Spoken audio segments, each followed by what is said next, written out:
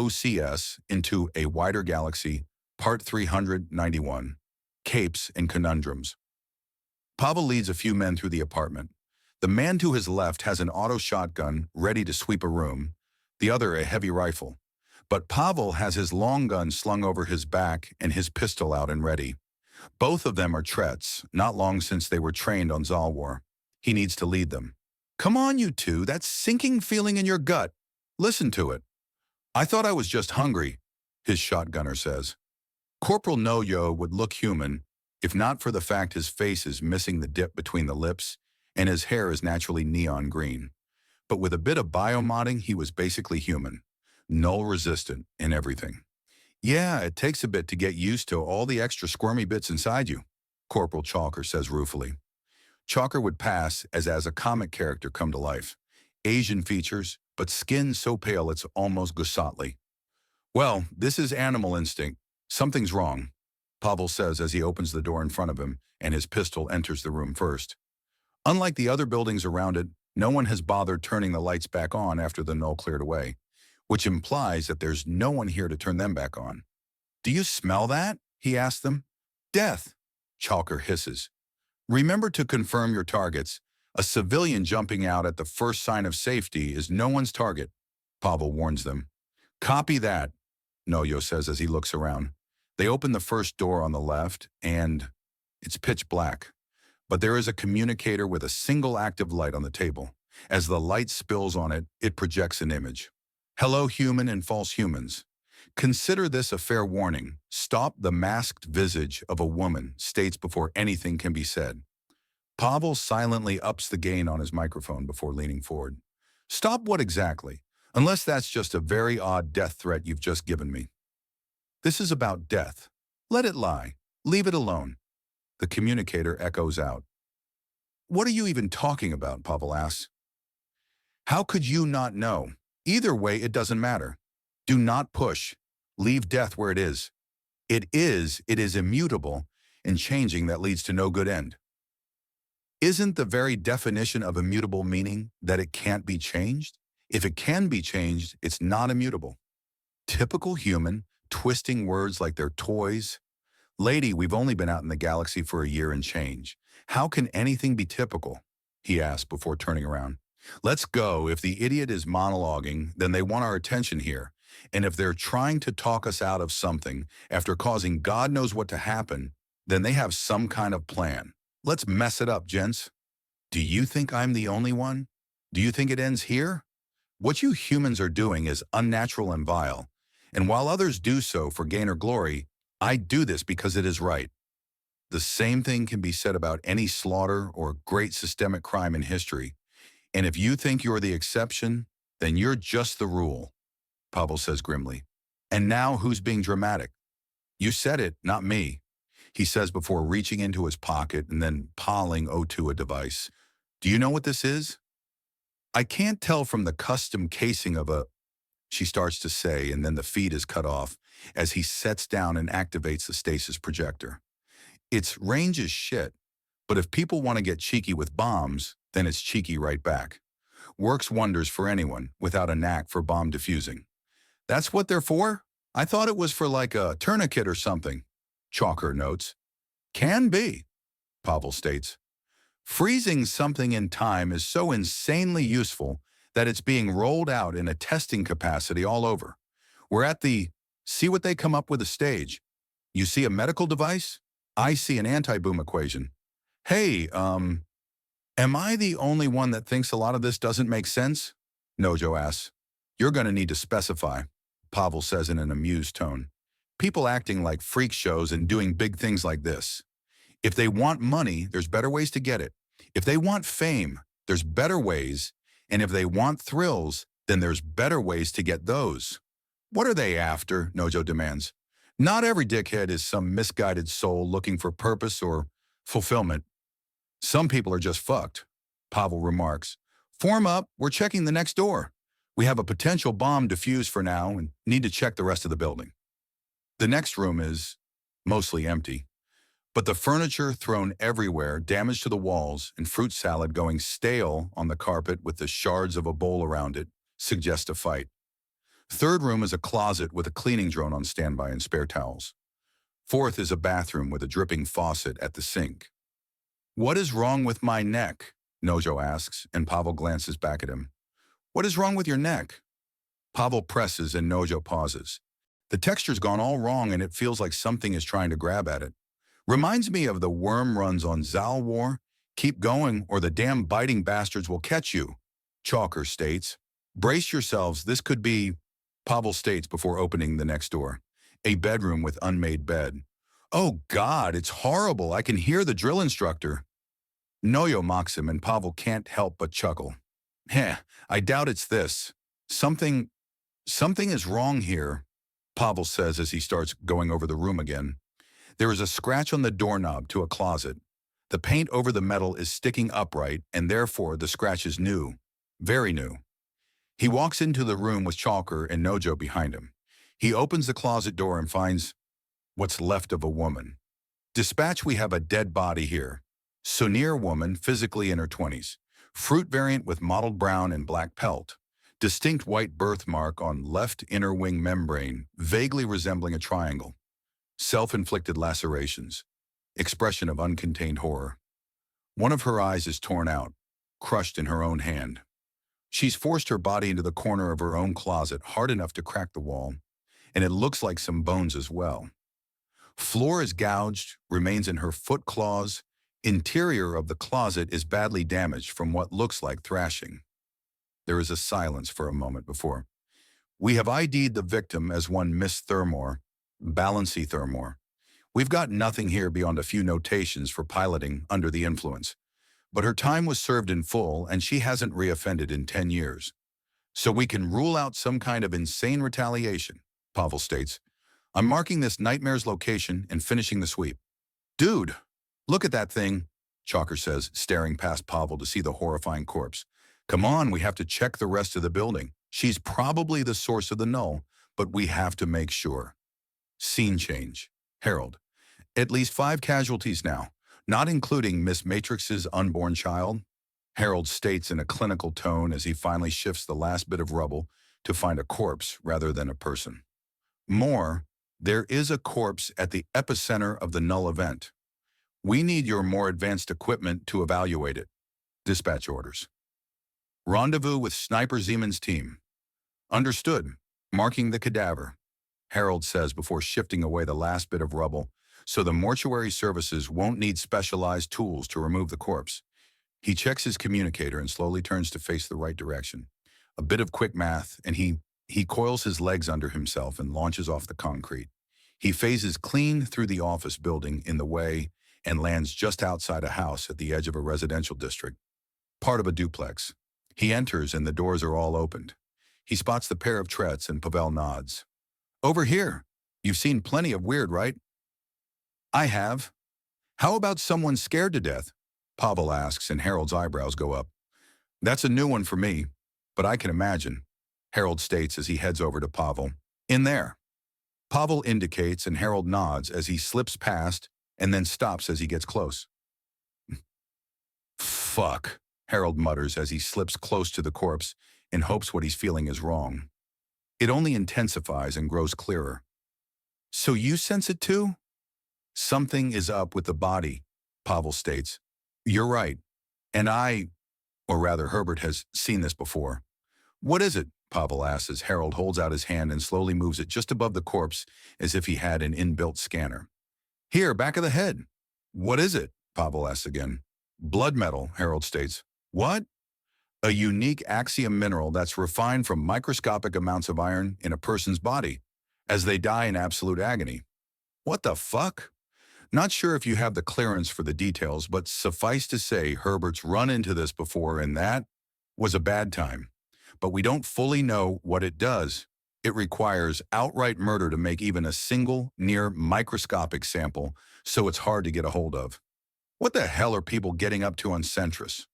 It doesn't have any dedicated refineries, legal ones at any rate, so I doubt this sliver came from Centrus, Harold says as he gives Pavel a glance. Mark this place. We need to assert authority. Blood metal is insanely dangerous, and I don't think the local police have anything in place in case they encounter it. And we do? I remember writing the methodologies. We need to systematically check everyone who had been in this area for the past week. The sheer damage that even a single very small piece can cause is not to be laughed out. Ballpark it for me. Imagine if Scout suddenly started uncontrollably butting, unable to stop, but unable to break them off. She becomes the multi-slobe to end all multi-slobes in short order, eventually ending up so enormous that she no longer fits into buildings and can legitimately pluck spaceships out of the sky. That's one thing we know that blood metal can do. On top of massively reducing the quality of life, we need to tag this area as contaminated and get guys in controlled atmospheres in here.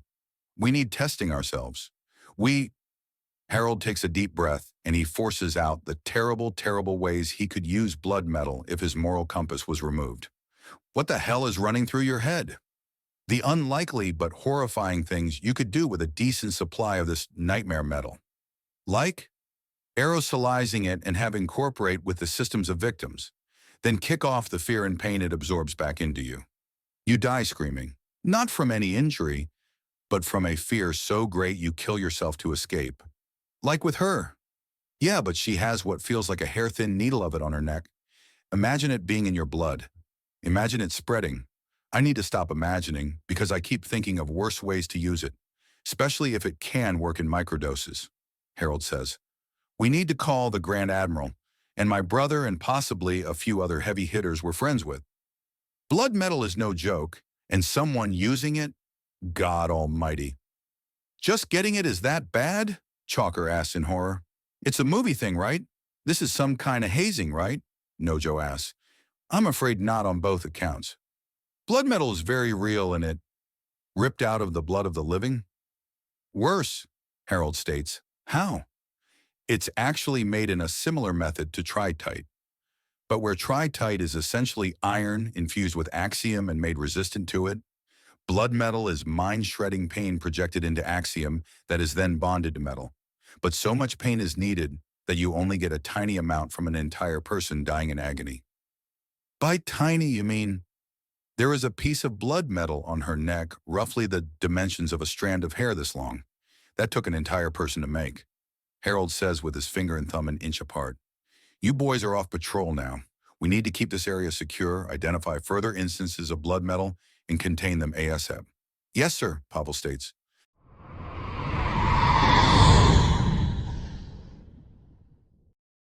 OOCS into a wider galaxy, Part 392.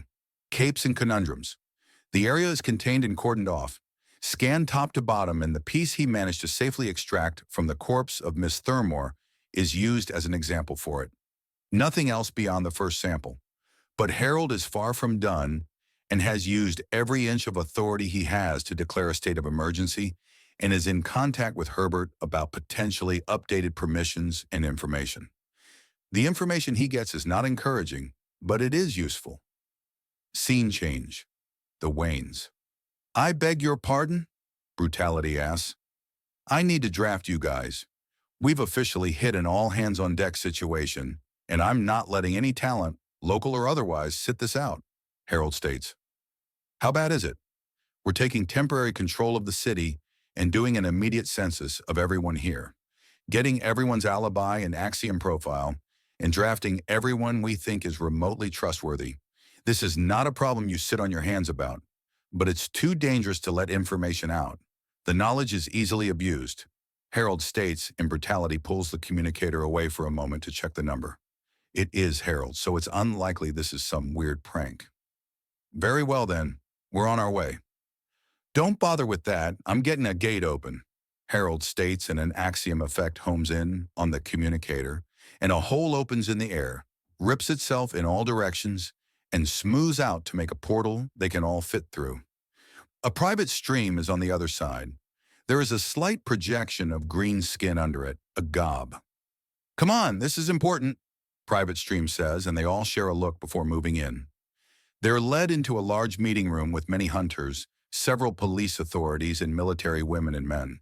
They're all handed contracts with NDA agreements that put them as temporary agents of the Undaunted, and Brutality signs his. Those that do not are asked to leave, and as the room fills, eyebrows are going up with how grim-faced the Undaunted are and how many people they're pulling in. Then as there is a gap in their recruitment, a projector lights up, and the image of Harold looms over all of them. His face dead serious, and he scans the room.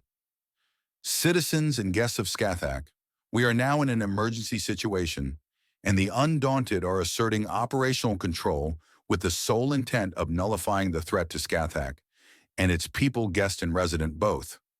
An immensely illegal and deadly substance has been found forcibly implanted into a local that caused the poor woman to kill herself to escape its effect. And while the refinement method of the substance only produces minimal quantities, it does produce more than what we retrieve from the corpse. Couple this with the recorded threat from a masked individual we obtained beforehand, and we have reason to believe the entire world is under threat. Harold states before holding up a sample dish for laboratory work. This is the substance. The image zooms in to show that whatever it is, it's tiny, roughly the size of a strand of hair, and with a strand of hair to the side for comparison. Popular media has unfortunately some grasp of the existence of this vile material, but has misunderstood what it is and how it is dangerous.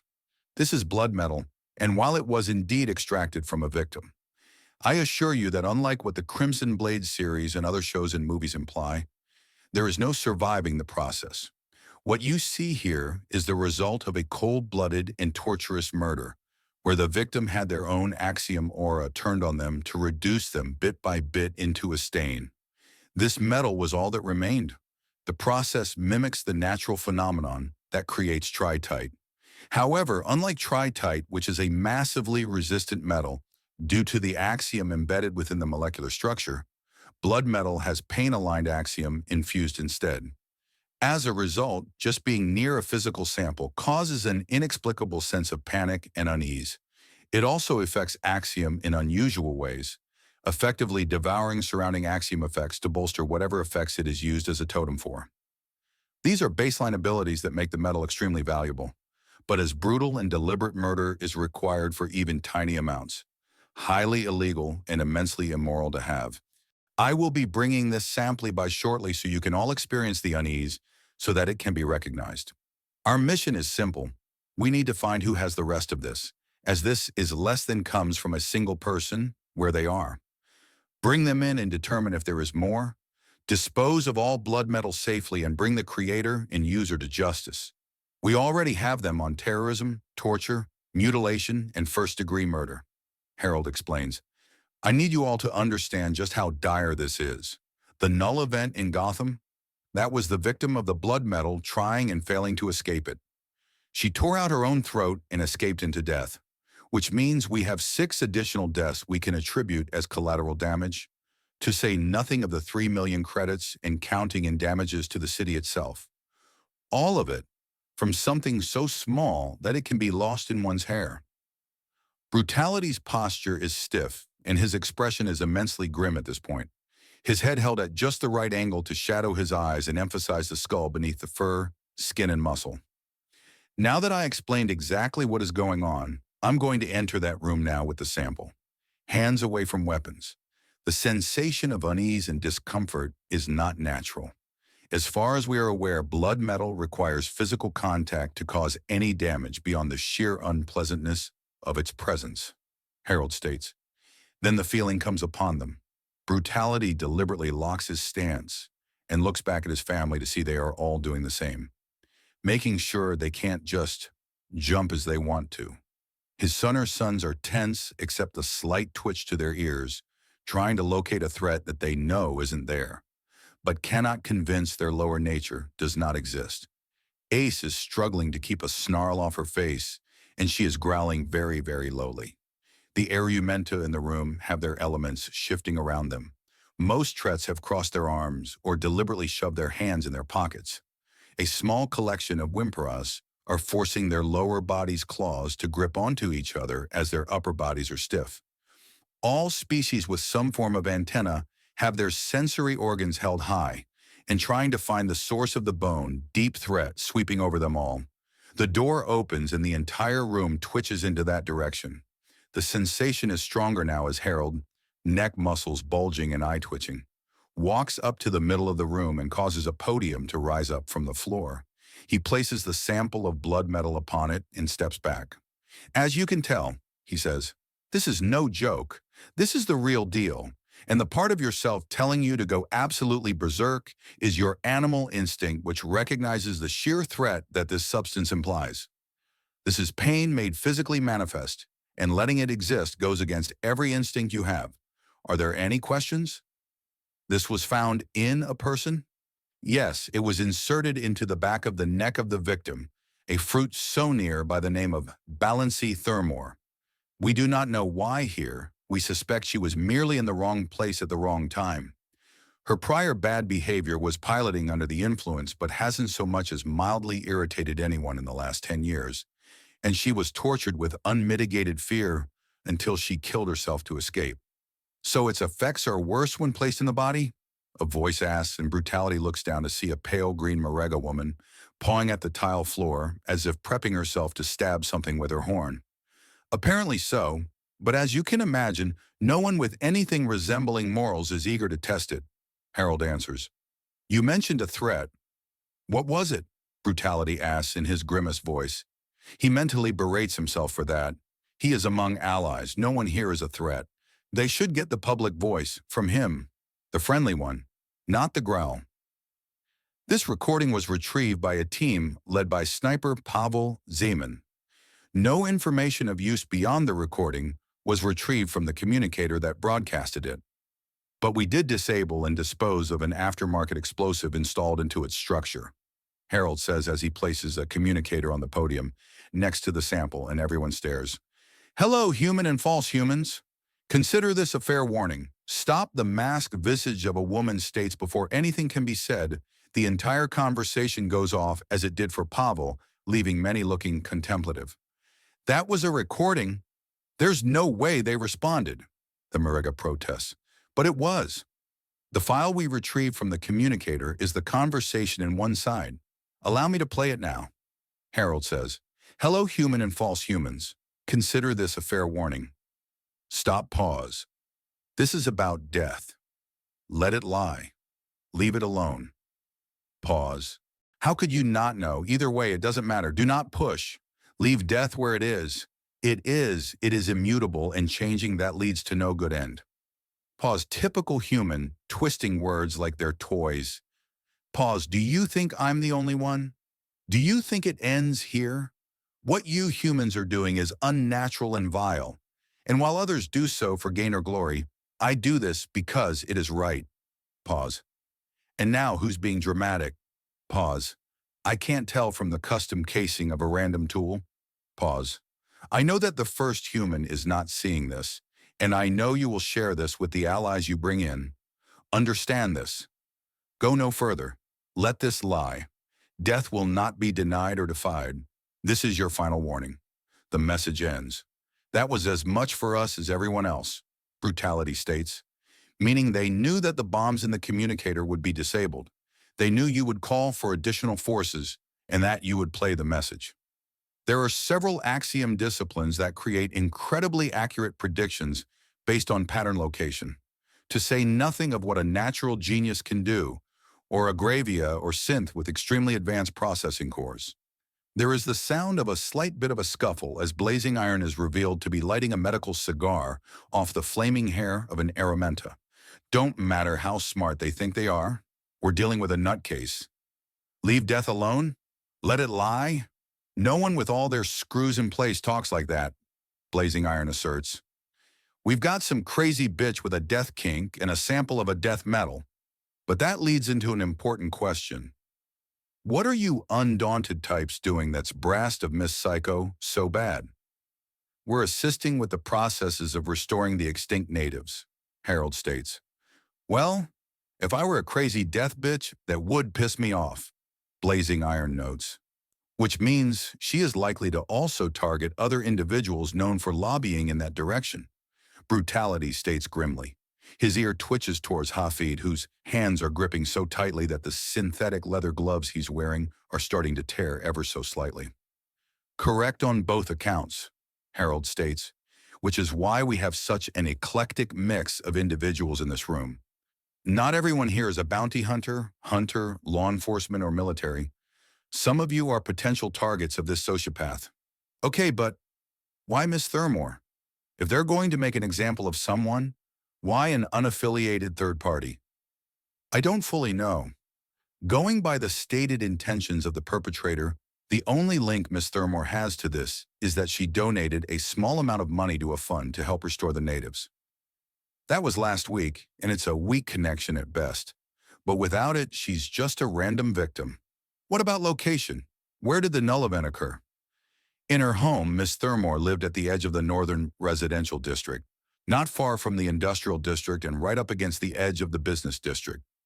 Our best guess is that she was a vaguely acceptable target in a public, high-traffic area where her death would make a statement.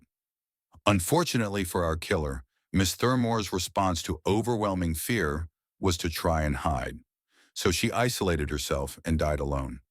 Goddess be damned, the Morega mutters in horror.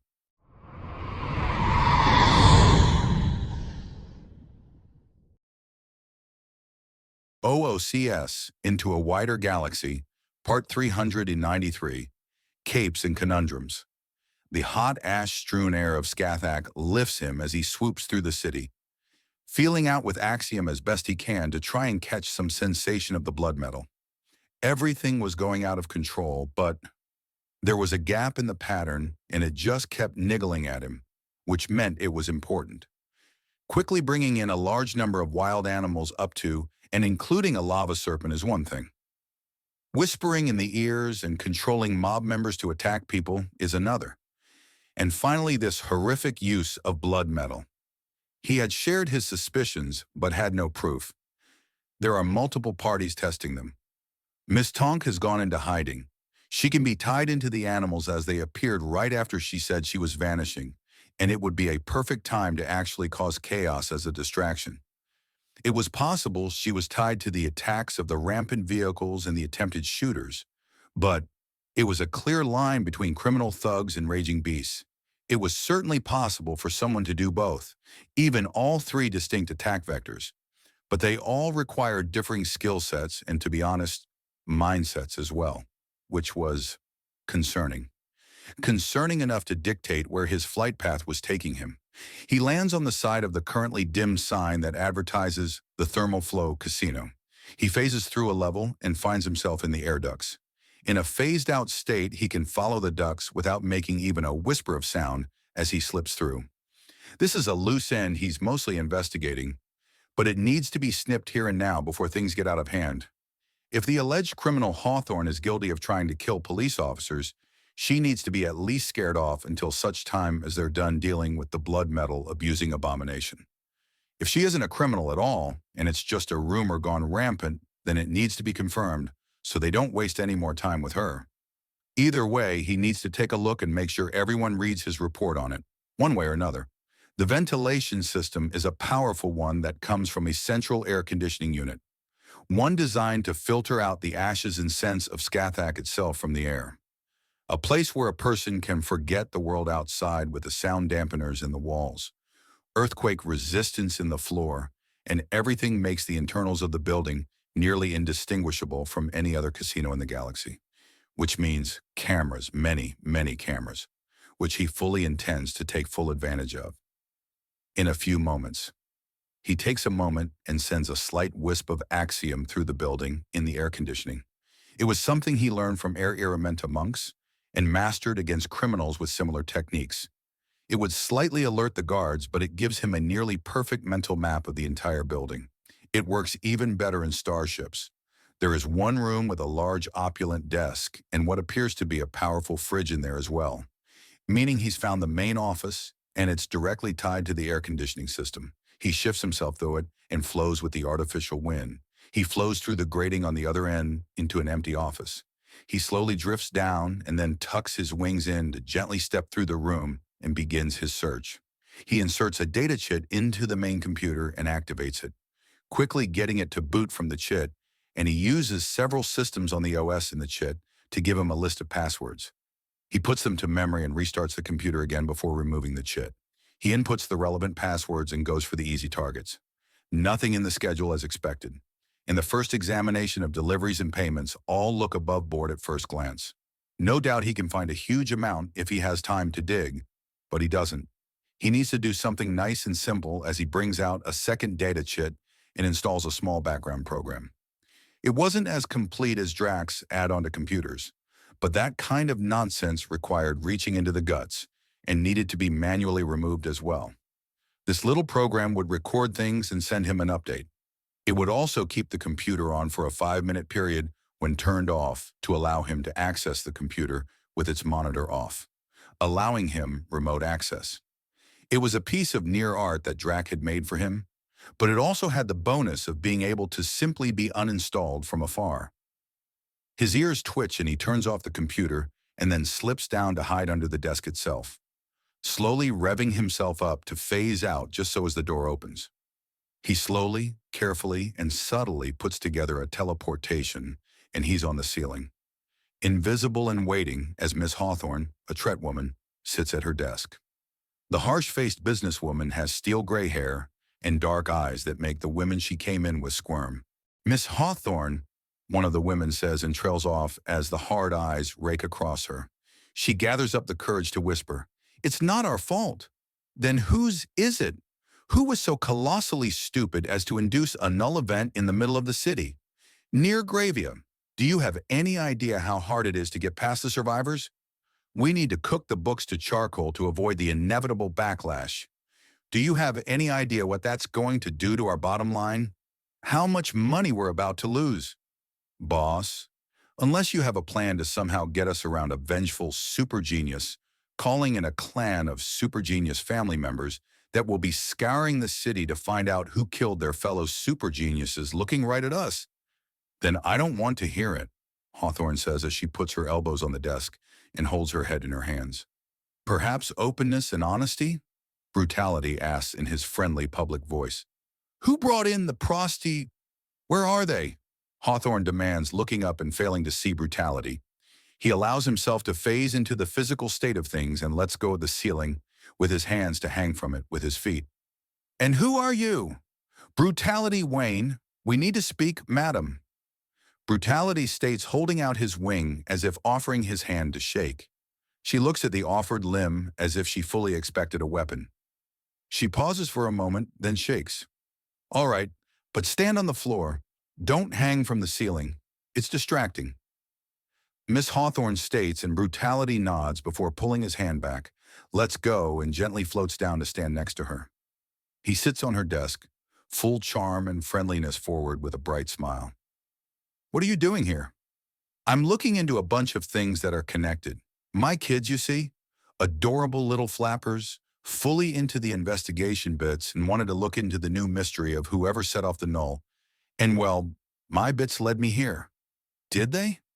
"Well, not really, but a lot of fingers are pointing here, so I figured I'd make sure there was nothing to see," he says, and he can almost see the thoughts behind her eyes as she realizes he's handing her a perfect opportunity to prove her innocence. In this matter, at least, which means she's going to try and show him what she looks like in the best light and will get him close enough to all the sensitive places he can get what he needs in there to come back later and get the really juicy stuff. The advantages of being used as a living shield is that you're really close to the person using you, and they're generally looking somewhere else. "I see. You do realize that this isn't part of some grand game, right? That people have actually been hurt, and there are actual problems, right?" she asks, and he can almost hear her practicing a speech for the police to throw him under the bus for tainting evidence, and how she had been trying to simply get a silly man out and away without hurting him. The put-upon tone he imagines would suit it well. "Well, I went through all the training, and I was told that it worked just as well. I've got some licenses if you want to see," he says, bringing out his wallet and accidentally spilling a few coins out of it. "Oh, sorry, clumsy me." He can almost feel the thugs in the room relax as they dismiss him as anything remotely related to a threat, which is really stupid of them, as none of them have any idea how he got in and wasn't noticed until now. They're already considering him just a vaguely lucky idiot, meaning he effectively has the run of the whole building. His scrambling for the coins lets him put listening devices on all the thugs, and he drops their opinion of HFY threat level by letting out a cry and grabbing at his rear. He then adjusts his pants somewhat, with Ham mutter a false alarm. False alarm of what? I thought one of you pinched just a coin that fell out of my wallet into my back pocket somehow, he says, looking shy, and one of the thugs takes her hat off to cover her face, and there's a snort from under it. Okay, Mr. Wayne, how about we show you around so you can assure your family that nothing nefarious is going on? This is just a casino, a big adult playground, Miss Hawthorne says. He's done a little too well in convincing her he's harmless, it seems. Scene change, the Waynes. And how's he doing? Todd asks as he hangs from the fire escape above Drac and looks over his shoulder. Hafid jabs an elbow into his side to get some more room. He's managed to get into the mainframe, primary computer and security system. He's just smoking his trail on the way out now, Drac notes. Does he truly have to put in that much effort? Hafid asks. These criminals are clearly criminally stupid before all other descriptors. How could they not be on their guard when an enormous predator reveals themselves in their presence without any of them being alerted of its approach? Some people just don't listen to their instincts, Nightwing states. Before the advent of restorative comas, they were cleansed from the genopool. And when was that? Todd asks in amusement. The comas predate our species. The point stands, if medical technology were not so advanced as it is now, we would not have an overpopulation crisis. Okay, this conversation is stopping now or I'm going to shoot you, Todd states. With rubber bullets, right? Drac asks. Maybe, Todd answers. You wouldn't dare, Hafid states, and there's the sound of a pistol cocking. You are overly fond of human weapons manufacture. If they're reliable enough to work in null, then they're perfect for clearing a room, Todd remarks before suddenly squirming as Ace had managed to snake a hand up and is using her larger size to force the gun out of his hand. They have a short contest of raw power that ends with the loping woman hanging from her hold on the gun as Todd is left holding them both up. Care to shoot me now? Hafid taunts him and Todd fully exposes the weapon and presses it against his side. Ace then reaches upwards and puts pressure on his wrist to force him to let go. Todd then reveals another gun. Do I need to go up there? Nightwings asks. No need, they're not going to do anything, Brutality says as he joins them from above, standing on the fire escape that Hafid and Todd are hanging from. Everyone looks.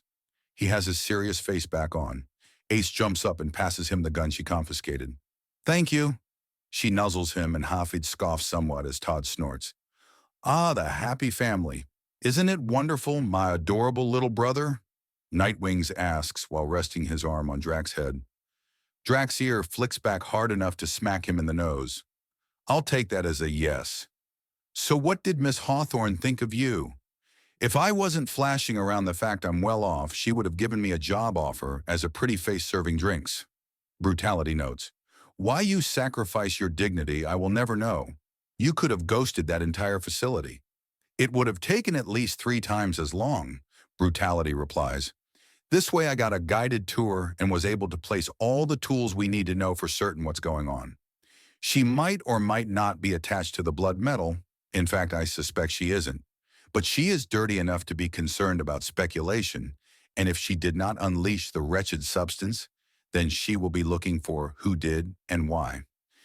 A sudden null event in a city is the kind of thing that makes everyone nervous, and we've all seen what kind of reaction gang leaders have when upset. Oh dear, and here I thought things were going to be boring with the horrifying torture metal being used to scare people into suicide to try and stop one of Hafid's personal projects from coming to life, Nightwing says. Can you be a bit more sarcastic? I want to see if we can reach some verbal equivalent of Null Drac asks, and Ace audibly chuffs in amusement.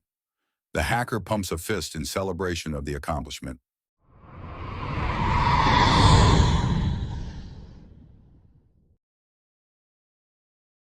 OOCS into a wider galaxy, Part 394. Capes and Conundrums. All right, the ships in orbit are several hundred in number, many of them more than large enough to have a prisoner hidden or enough secret compartments that searching them is a waste of time. Unless we get absurdly lucky, we simply don't have the time to search enough of them to narrow down which one our blood metal user is in. Harold notes as he goes over the list. We have dozens of different individual ships that have carried hunters, mass transports, cargo haulers, basic defense fleet, and its patrol ships. Several differing merchant vessels picking up cargo and a flying dojo for empty handmasters, among other more exotic fare. The dojo is going to be a problem. Many empty handmasters are outright for sale combat-wise, and they're no joke in a fight, to say nothing of the fact that if a hostage is taken, an entire ship can be held at cannon point. A lot of the bigger ships have enough firepower to do ruinous damage. He notes before the notice of more ships entering the system comes up. A trinity of colony ships, and they're here for Scathach Ash to kickstart the farming on a mostly aquatic world. The whole population will live in the water, farm the land, and mine the apparently nickel-rich veins all over the world. Very open about it. He smirks at the name. Not Lacran. Someone was having fun with name designations. He turns as he senses the subtlest shift of axiom. It's insight. Hello, miss. Do you or your friend have something to tell me? The colony ships are in the line of fire, she says, and he lets out a sigh. Damn it. All right, I'll get them close to the planet and make sure the people are close to the escape pods if things go wrong. Do we have any more information? 20 degrees by 15 degrees up spinwards, Insight says, and Harold turns to face her. She says it's really, really important. I understand, Harold says. Spinwards, meaning along the direction the system is spinning it, and up. If the north of a planet is upwards, then it's that direction for the whole system. He considers things for a moment, and then looks in the general direction. Up and to the left at the moment. Not by much, though. It's a small measure of degrees. Not yet, silly. Insight teases him, and he shrugs. If you say so, he replies. Any other advice? You'll understand when you see it, and it's really, really important. Insight says. Important to your friend? Important to others? Important to me? To you? To your people? To Scathach? He prompts. Yes, she answers. Fair enough. That's kinda annoying. Herbert notes, and there's a thump as Insight jumps, but training takes over and she lands safely. Sorry, I thought you were off, she says, pointing at the synth that until now had just been listening. Kinda? Semi-standby mode as I get more information on my end to help with things. We've got a lot of red tape and nonsense to cut through in order to get the information that Harold needs released. We learned a bit about blood metal since we first ran into it, but almost everything about it is horrible, and so we keep it quiet and get rid of it as soon as possible. Why get rid of it? Won't it be useful in some ways? And doesn't making it cost a lot more than other metals? Seems like a waste if people are dying for something that others don't keep. Many of us are of the belief that it's better off destroyed, if only to discourage it from being manufactured. A lot of people will do awful things to get something powerful, but if they know they can't keep it, they're less likely to bother trying, Herbert says. So do we have a release? Harold asks. Not yet. We collaborated with numerous security concerns when we went for containment the first time, and the sheer amount of bureaucracy is slowing everything down.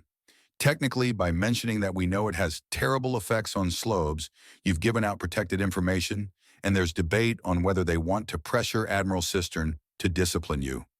Fucking centrist. Fucking centrist, Herbert agrees. There's also debate on punishing me because you have my memories, so there's some debate on whether it counts as me telling you who has now proved untrustworthy with the information. Do they also know that I know what organizations they're a part of and can easily find out who's advocating for all this? I don't think it's come up yet, and they'd try to bury alive under cease and desist orders, court summons, and more if they knew you just implied a threat at them. Probably, which would just mean I'd want to do it even more, which would make them file more nonsense at me, and the cycle would continue until someone hires a cleaning crew to take care of the mess, Harold notes. And then when you break that team, they panic, declare a state of war, and then the Undaunted are against a major galactic government. And all because some self-important Harold pauses to look at Insight. Twits are messing around. Did you just censor yourself? Herbert asks in amusement. He looks to where the pressure sensors he had installed in the floor state there's some weight with no identifiable source. For her? Maybe. Maybe for her friend too. We don't know what kind of creature it is. If it's something from beyond, then it could be thousands of years old and still an infant. She is without age, for there is no age beyond. Insight offers. So she's an old woman and a newborn. Got it, Harold says. Also preborn and dead at the same time. If she's at all points in her life, then she's at the point where she's dead too, Herbert says. Hey, Miss Spirit Lady, what's it like being dead? She says it's like being alive but spookier, Insight replies, and Herbert chuckles. Insight then moves up until she's right in front of the screens that Harold is using to observe as many of the ships in system at once as he can with the local satellite network. She's not really looking at any of them and seems more confused than anything.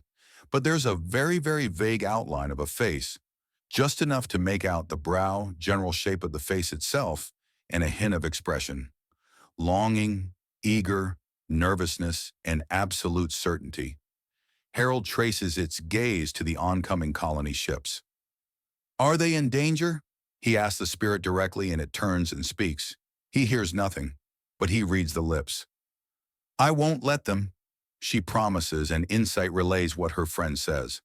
Harold nods. There's a buzz from his communicator, and he checks it.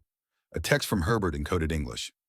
5Y Nate HFY 3W9H5 Y3Y80W. Think she's on the ships. He types in his answer of 049GQG06, probably. What does it even mean? Insight asks at her friend's request. If we wanted you to know, we wouldn't use code, he explains. And what kind of code is it? One reliant of the tools used to type them out as much as anything else, he says easily, not mentioning it's a basic substitution cipher. Move one key up, drifting left if there's two choices. Thank goodness we only do that in text. I'm not sure how to pronounce this for real, Herbert says as a distraction. I mean, do I say the number L33 T speak it? Saigi Y click up bumyu. Are you sure clicking your tongue is what you should do when you run into a bracket in the middle of code? Well, how the heck am I supposed to pronounce that? It's designed to separate the rest of the text in a way distinctive from commas, periods, and parentheses, to say nothing of semicolons. Herbert demands, and Insight lets out some slight bits of restrained giggling. Her friend is nowhere to be found, so Harold gives Herbert a slight nod. The invisible friend was an unknown, a helpful one that had been nothing but benign, but still an unknown that needed to be treated very carefully. When you are in the spy business, any unknown prompts a desire to search for a pair of binoculars and a clipboard to study it when things are tame. When things are involving invisible women with even more invisible friends, it invites the kind of paranoia rarely seen outside of a Cold War threatening to go hot. Scene change. Blazing Iron, Moni, and Great Hill. I don't care how important you think all of this is, you can't just deputize two known mavericks. Chief Gilia snaps. I did nothing of the sort. In case you have forgotten, these two left the force with clean records. They retired legally and therefore are in no way disqualified from being deputized or even rehired. Hill replies. Excuse me, Chief Gilia, but how are numerous dangerous animals in the city followed by a lava serpent and then a null attack not a situation where everyone needs to be brought in to help? Moni asks. Probably because we were worried about people getting hurt and not the property values of the right people. Blazing Iron notes. Care to elaborate your opinion, Mr. Bull? That's the youthful Bull. I know you can't pronounce my name proper like, but at least get the translation down. Blazing Iron says casually as he digs a snack out of his pocket. Care to elaborate your opinion, the youthful Bull? That's Mr. the youthful Bull. Blazing Iron says clearly and plainly, taking pleasure in legally being a pain to deal with. And my opinion is very clear to anyone with their intelligence above the severely handicapped line, he notes. So if you're asking questions like that, then I'm going to call in medical help because something has gone wrong. She just glares at him, and he smiles wide. You think you can afford another scandal at this station? Chief Gilia demands. Think the station can afford another scandal with me in it? Blazing Iron flips it around. Hill suppresses a sigh. He's recording all this and wanted some good information to make his case to the judge. but things are accelerating in ways that there's no telling what might happen. The chief proving herself incapable in a crisis is one thing. Refusing to properly credit him is another. But having his deputy provoke her to violence is another thing entirely. And if you think that I'm just going to turn away and Blazing Iron starts to say before Hill steps in front of him and glares up at the much larger man. Yeah? Take it back a notch or 20.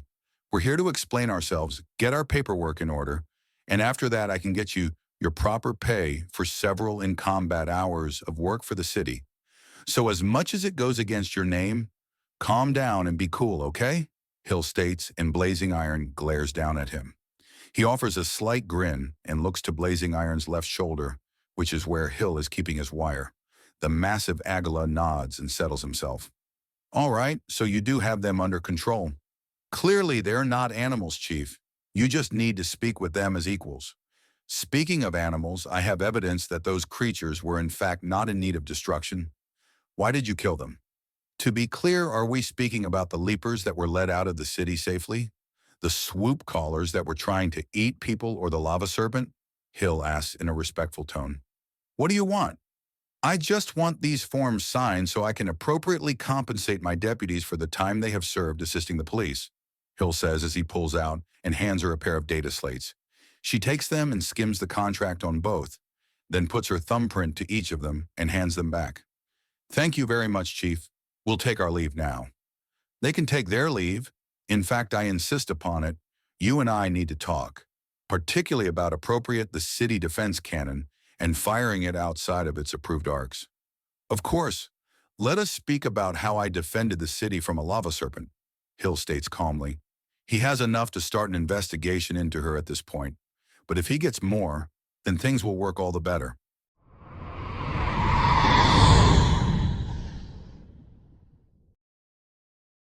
OOCS, Into a Wider Galaxy, Part 395, Capes and Conundrums.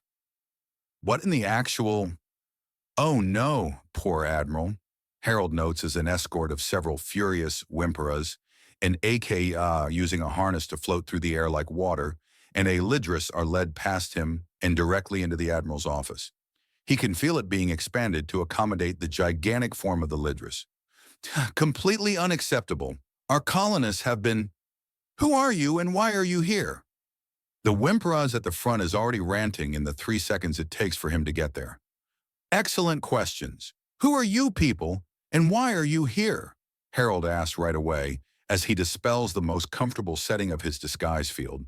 The sudden shifting of his person from unassuming to striking catches the Whimperas off guard, and he can see she's reconsidering. How did you do that? Another of the Whimperas asked softly. My family line has some tricks, which also means those who were cloned in like myself have them as well.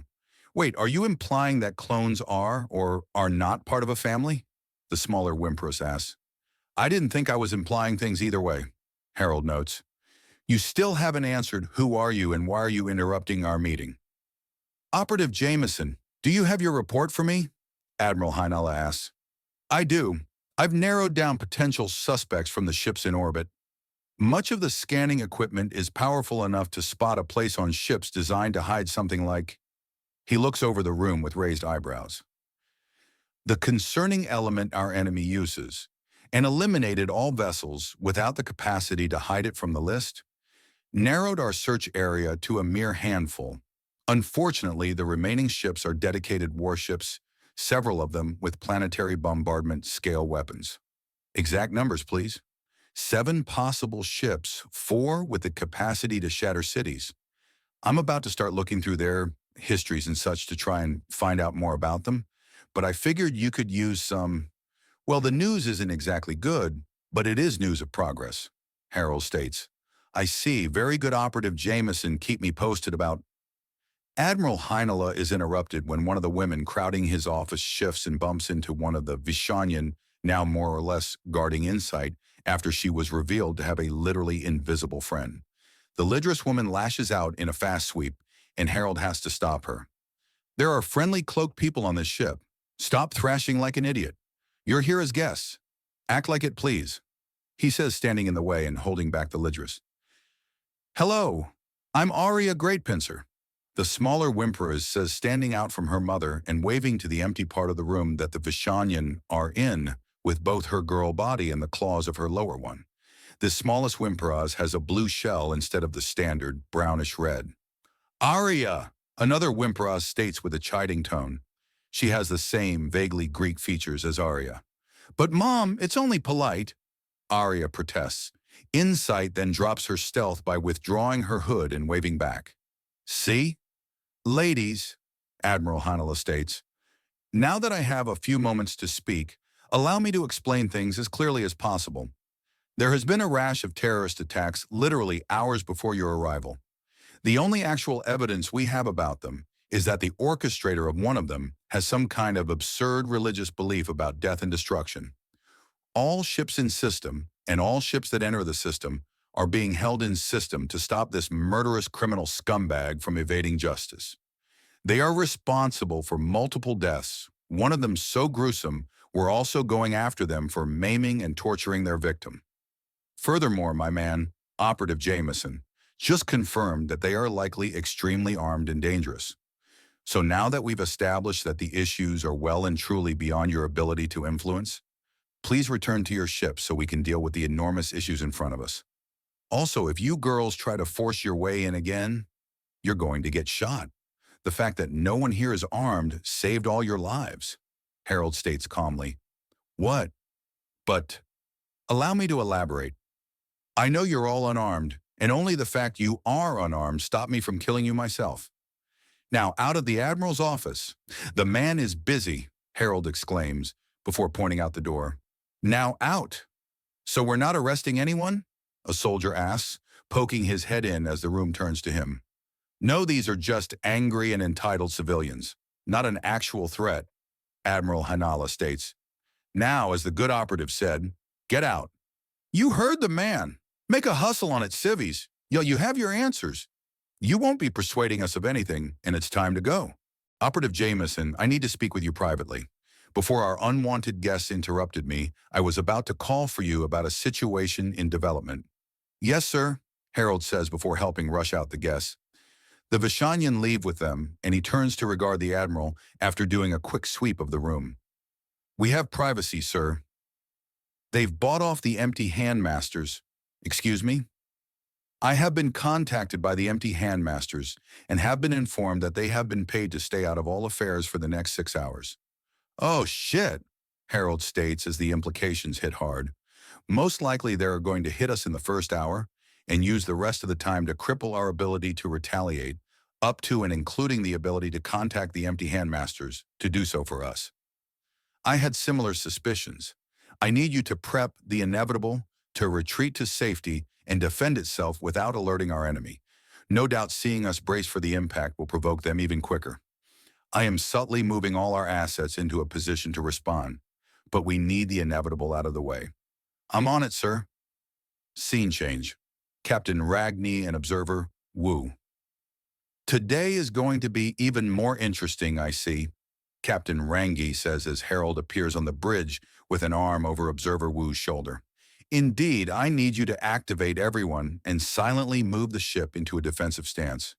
We have an enemy soon to strike, and my first priority is to get the inevitable out of the firing line. Very good, Captain Rangi says as he unseals and presses a small button that gives a quiet warning to everyone to get to their duty stations yesterday with as little fuss or attention as possible. What's going on? The local Axiom Adept mercenaries have been paid to sit on their hands for the next 6 hours. Harold states and Captain Rangi gives out a whistle. Think you can take them? I know I can take one of them. That is as far as the certainty goes. Empty handmasters are insanely powerful and spend centuries mastering and remastering combat. Harold answers, to say nothing of the damage to the ship if I fight one in here. Even with a guaranteed win, the ship will lose. Understood, Captain Rangi states as more men enter the bridge. Where are the threats? There are 7 potential areas of attack if the ship is attacked externally. And that's ignoring the idea that other ships might be paid, hijacked, or hacked to attack us, Harold says as he brings up the IDs of the 7 ships in concern. Do we have a translation for this language? Captain Rangi asks as he looks at the strange symbols and the indication on the tactical screen to show the relative position of the 7 ships. 3 languages. All of the ships are named Inevitable Darkness or Death in a Different Tongue, or with synonyms. I see, Captain Rangi notes. Did you start your search with them? I did, but what I was searching for was any ship that had an area that would resist scans in a way that could hide blood metal. Those 7 are the only ones. And the weapons weren't the big giveaway? Not at all. Rogue planets are not common. In fact, you're unlikely to run into one at all. But they're not rare enough, and you need bombardment-scale weapons to even veer them off course without trying to install gigantic boosters on the world itself. And if something like that crosses into an axiom lane, well, there's a lot of damage. To say nothing of how much harm one planet smashing into another like galactic-scale billiards is capable of causing. Harold explains. So they're legal to have, but it's still nerve-wracking to know they're there. It's like seeing someone walk around openly, carrying in an open carry state. They're allowed to do it, but you keep your eye on them. Good. And Captain, we're receiving a distress call from one of the colony ships, the Clearest River. They claim something has come aboard with violent intent. Get the Inevitable to safety, now. Captain Rangi states before turning to Harold. You're conflicted. Do you have a beacon to come back in an instant? Yes, sir. Then go. Be the hero you want to be, but keep your camera on. We need to see it. Captain Rangi says, and Harold nods, leans over to the tactical screen and gets the numbers. He brings up a calculation program on his communicator and then runs the numbers fully while drawing in more and more axiom power. It physically wavers around him, and then he is gone. There is a feeling as if there is a hole in midair that rapidly fills up. Now, how does one put that in the report? It felt like looking over a cliff. Scene change. Harold. His calculation was off by a bit. He still can't teleport a full light second, but he was close enough to see the ship, and a few more skips brings him to the hull. He can sense panic, pain, and desperation. He phases in. Water. The whole ship is filled with water. Most of his ranged options are out, to say nothing of his explosives. He extends his tongue to taste the fluids being kept off of him. Fresh, cool, and with a hint of some kind of vegetable matter. He rushes, the Axiom brand allowing him to race while dry despite everything, and phases through a door in the direction of the panic. A mechanical beast made of blades is charging a young Lidris girl. He introduces himself boot first, and the fragile robot breaks. There are more, both in the terms of endangered civilians and threats. He plucks the blades out of the water and extends his field around them before throwing hard. The blades slam into and through the processing units of 2 of them. The third dodges somewhat and thankfully is now distracted away from going after a terrified Akka girl with an angelfish-like lower body. He rushes forward before the killing machine can resume the attack, and his fingers close around important joints and crush them in moments. Everyone get to an armed person or arm yourselves. Who are you? What's going on? We have a maniac pulling some kind of stunt. I'm with the Undaunted. Get to safety. Go. He tells them before turning and rushing to where he next feels panic, introducing himself with a fist crashing into the A machine. Undaunted, the ship's speaker system rings out. I know you are defying my warnings. I know you move against the natural order of things, against the truth. I know you are protecting your own thinking that my wrath would fall upon you. But understand this. Death comes to all, and it must not and cannot be denied. Harold brings out his communicator. Inevitable. Is there any ship at 20 degrees by 15 degrees up spinwards from you? Yes. One of the colony ships. The deep water? Fuck, Harold says as he speeds through the robots in the room. Okay. He changes who he's calling. Vishanian forces. Can you hear me? What's going on? One of the civilian vessels. The deep water's about to be under attack. It's imperative that you get there. Insight beyond simple understanding will have the relevant information. What how? Torment demands as something flicks beyond sight. It is nowhere. It is everywhere. They were omnipresent, and now they are gone. Something is happening, that's how. The Hargath have retreated. I can see forever. What?